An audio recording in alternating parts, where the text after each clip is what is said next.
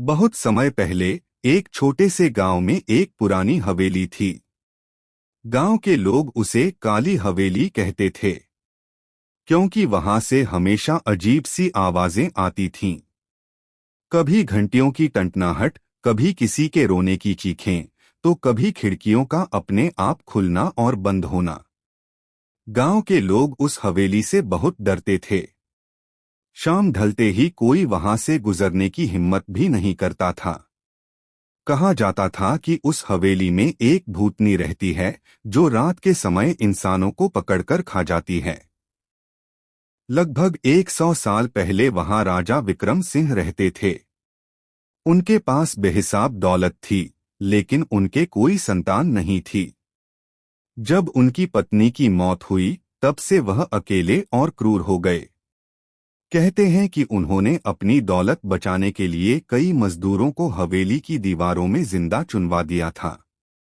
उनकी चीखें आज भी हवेली की दीवारों में गूंजती हैं।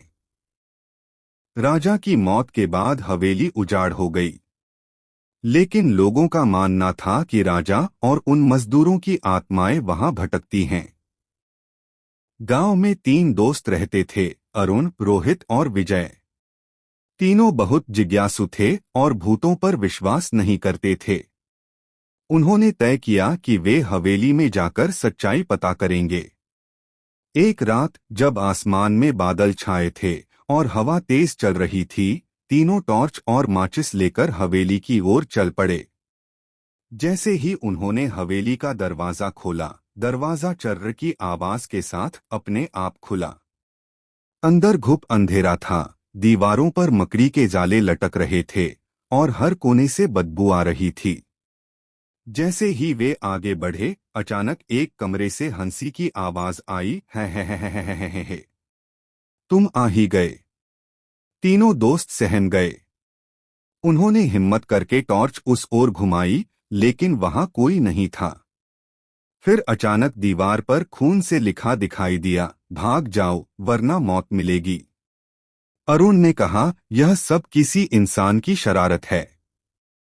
लेकिन तभी खिड़की अपने आप जोर से बंद हो गई और तेज हवा चलने लगी।